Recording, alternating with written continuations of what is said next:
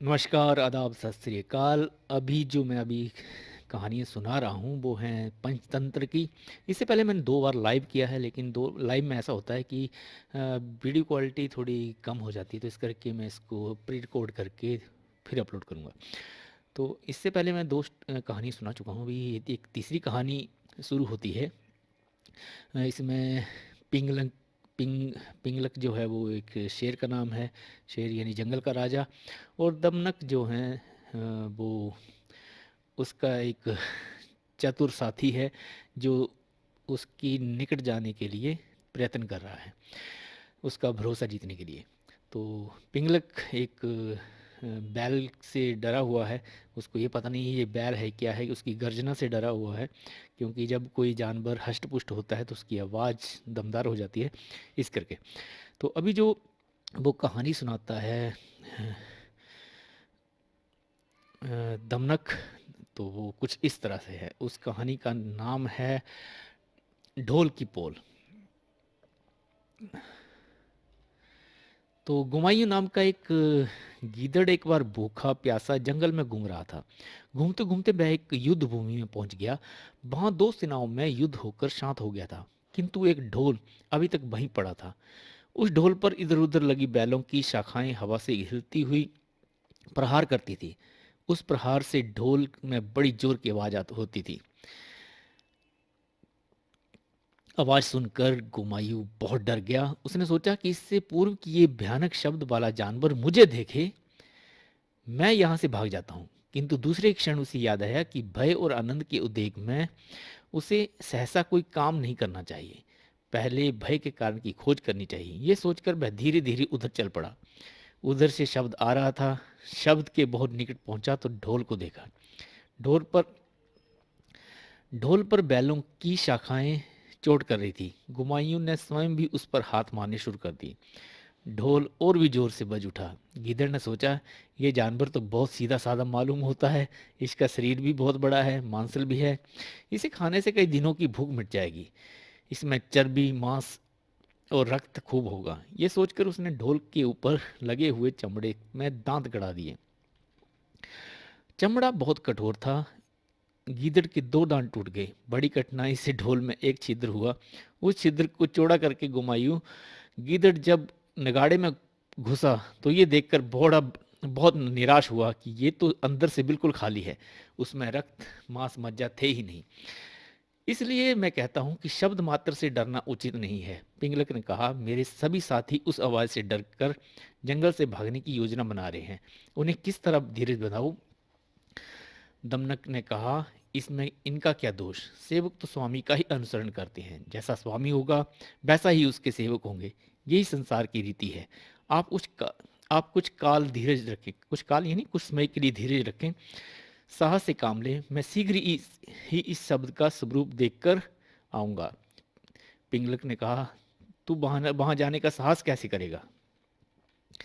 दमनक ने कहा, स्वामी के आदेश का पालन करना ही सेवक का काम है। स्वामी की आज्ञा हो तो आग में कूद जाऊं, समुद्र में छलांग मार दूं।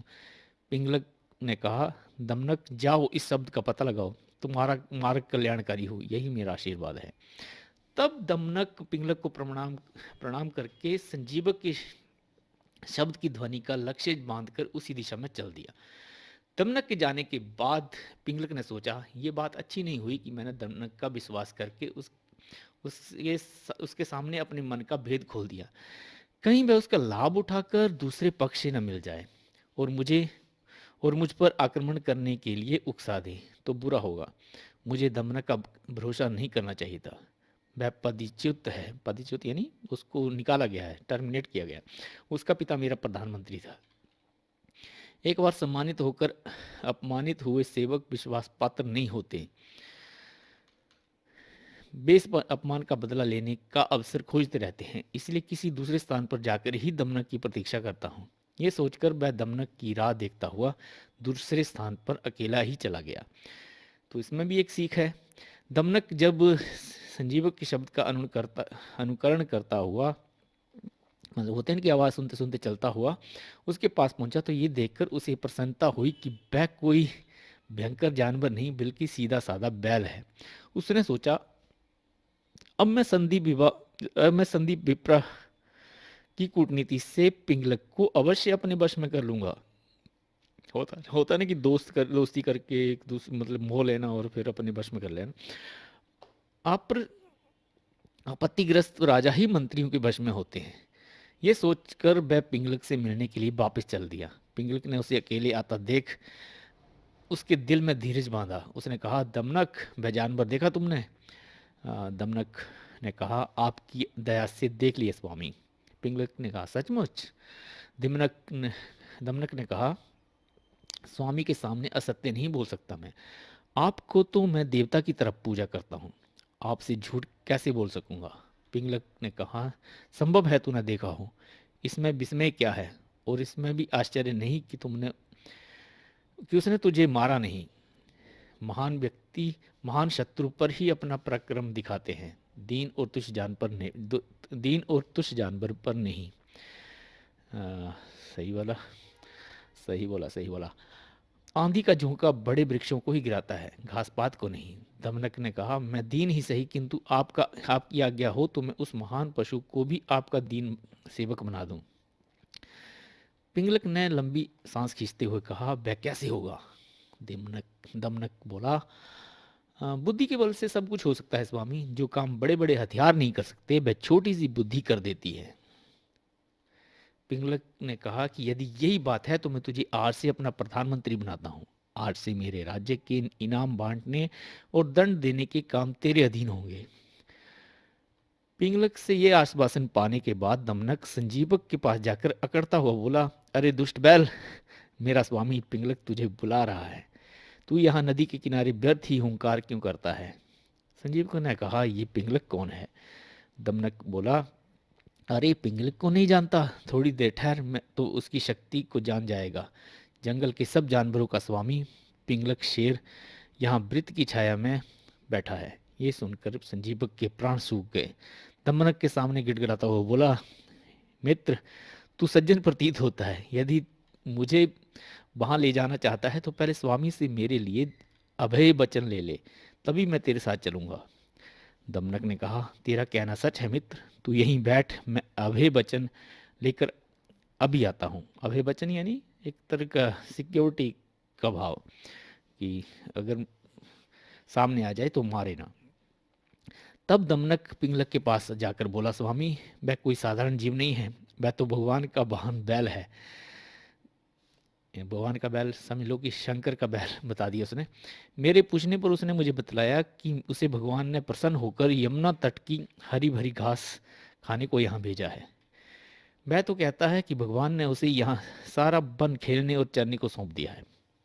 पिंगलक कहता है, सच कहते हो दमनक, भगवान के आशीर्वाद के बिना कौन बैल है जो यहाँ इस वन में इतनी निशंकता से घूम सके, इतनी बेफिक्री से घूम सके? फिर तूने क्या उत्तर दिया? दमनक दमनक ने कहा, मैंने उसे कहा कि इस वन में तो चंडिका वाहन रूप शेर पिंगलक पहले ही रहता है। चंडिका वाहन यानी जो चंडी देवी है, दुर्गा है, उसका जो वाहन है वो शेर होता है। अ, तुम भी उसके अतिथि बनकर रहो, उसके साथ आनंद से विचरण करो, यही तुम्हारा स्वागत होगा और वह तुम्हारा स्वागत करेगा। पिंगलक ने कहा, फिर उसने क्या कहा? दमनक ने कहा, उसने ये बात मान ली और कहा कि अपने स्वामी से अभय वचन ले लो, मैं तुम्हारे साथ चलूंगा। अब स्वामी जैसा चाहें वैसा करूंगा। दमनक की बात सुनकर पिंगलक बहुत प्रसन्न हुआ, बोला, बहुत अच्छा कहा दमनक, तुमने बहुत अच्छा कहा, मेरे दिल की बात कह दी। अब उसे अभय वचन देकर शीघ्र मेरे पास ले आओ। संजीवक दमनक संजीवक के पास जाते जाते सोचने लगा, स्वामी आज बहुत प्रसन्न है, बातों ही बातों में मैंने उन्हें प्रसन्न कर लिया। आज मुझसे अधिक धन भाग्य कोई नहीं। संजीवक के पास जाकर दमनक सविनय बोला, मित्र, मेरे स्वामी ने तुम्हें अभय वचन दे दिया है, अब मेरे साथ आ जाओ, किंतु राजप्रसाद में जाकर कहीं अभिमानी ना हो जाना। मेरे साथ मित्रता का संबंध निभाना। मैं भी तुम्हारे संकेत से राज्य चलाऊंगा। हम दोनों मिलकर राज्य लक्ष्मी का भोग करेंगे। दोनों मिलकर पिंगलक के पास गए। पिंगलक ने नख विभूषित दक्षिण और का हाथ उठाकर पिंगलक का स्वागत किया और कहा, कल्याण हो आपका, आप इस निर्जन वन में कैसे आ गए? संजीवक ने सब वृतांत क्या सुनाया। पिंगलक ने सब सुनकर कहा, मित्र डरो मत, इस वन में मेरा ही राज्य है। मेरी भुजाओं से रक्षित वन में तुम्हारा कोई बाल भी बांका नहीं कर सकता। फिर भी अच्छा यही है कि तुम हर समय मेरे साथ रहो। वन में अनेक भयंकर पशु रहते हैं, बड़े बड़े हिंसक वंचरों को भी डरकर रहना पड़ता है। तुम तो फिर भी हो ही निरामिष भोजी। शेर और बैल की इस मैत्री के बाद कुछ दिन तो वन का शासन करटक दमनक ही करते रहे, किंतु बाद में संजीवक के संपर्क से पिंगलक भी नगर की सभ्यता से परिचित हो गया। वो कहते हैं ना कि एक बार एक कुर्सी पे बैठ जाओ फिर सब कुछ आ जाता है। संजीवक को सभ्य मानकर, सभ्य जानकर वह उसका सम्मान करने लगा और स्वयं भी संजीवक की तरह सुसभ्य होने का यत्न करने लगा। थोड़े दिन बाद संजीवक का प्रभाव पिंगलक पर इतना हुआ कि पिंगलक ने अन्य सब वनचारी पशुओं की उपेक्षा करना शुरू कर दी। प्रत्येक प्रश्न पर पिंगलक संजीवक के साथ ही एकांत में मंत्रणा किया करता। करटक दमनक बीच में दखल नहीं दे पाते थे। संजीवक की इस मान वृद्धि से दमनक के मन में आग लग गई। वह संजीवक की इस वृद्धि को सहन नहीं कर सका। शेर और बैल की इस मैत्री का एक दुष्परिणाम यह भी हुआ कि शेर ने शिकार के काम में ढील कर दी।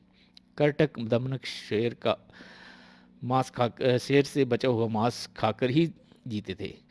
अब वह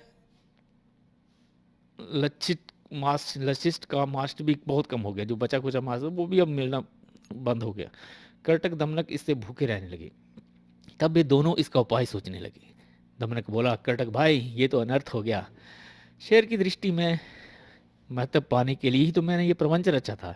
इसी लक्ष्य से मैंने संजीवक को शेर से मिलाया था। अब इसका परिणाम सर्वथा विपरीत हो रहा है।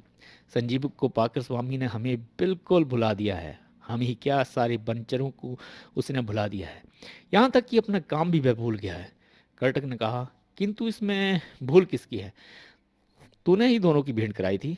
अब तू ही कोई उपाय कर जिससे इन दोनों में बैर हो जाए। दमनक ने कहा, जिसने मेल कराया है वह फूट भी डाल सकता है। करटक ने कहा, यदि इनमें किसी को भी ये ज्ञान हो गया कि तू फूट कराना चाहता है तो तेरा कल्याण नहीं, मतलब तेरी खैर नहीं। दमनक ने कहा, मैं इतना कच्चा खिलाड़ी नहीं हूँ, सब दाम पेच जानता हूँ। करटक ने कहा, मुझे तो फिर भी भय लगता है। संजीवक बुद्धिमान है, वह ऐसा नहीं होने देगा। दमनक ने कहा, भाई मेरा बुद्धि कौशल सब करा देगा। बुद्धि के बल से असंभव भी संभव हो जाता है। जो काम शस्त्र से नहीं हो पाता वह बुद्धि से हो जाता है। जैसे सोने की माला से काक पत्नी ने काले सांप का वध किया था। करटक ने कहा, वह कैसे? दमनक ने तब सांप और कोबी की कहानी सुनाई। तो जैसा कि मैंने कहा था कि एक कहानी के साथ दूसरी कहानी जुड़ी है इसमें, तो बहुत मज़ा आता है सुनने में। हम छोटे बच्चों के लिए तो बहुत अच्छा है। हम जब छोटे थे तब भी ऐसी कहानी होती थी, लेकिन हमारे टाइम पे कुछ अलग तरह की कहानी होती थी। ये शायद ही हमने सुनी हो। इसके ऊपर बहुत सारे सीरियल बने हैं, लेकिन जो पढ़ने का मज़ा, पढ़ने में सारी कुछ डिटेल होती है। जब इसका प्ले किया जाता है, इसको आप टीवी पे दिखाते हैं तो उसमें बहुत कुछ ऐसा मनगढ़ंत जोड़ देते हैं, या फिर बहुत कुछ ऐसा इसको रोचक बनाने के लिए जो एक्चुअल में किताब में नहीं होता है। जैसे नाम में बदलाव हो जाता है, एनिमेशन आ जाता है। लेकिन अगर जब आप इसको खुद पढ़ते हो या फिर सुनते हो प्रॉपर शब्द अक्षर अक्षर, तो पता लगता है कि इसमें जो एक्चुअल का जो मंतव्य है, छोटी छोटी कहानियों में हर किसी का मंतव्य होता है। तो अब वो अपना दिमाग चलाएगा, और फिर देखते हैं कि अगली कहानी में क्या है, जिसका शीर्षक है अकल बड़ी है भैंस। ये मैं अगले चैप्टर में सुनाऊंगा, अगले एपिसोड में। तब तक के लिए बाय बाय, टेक केयर।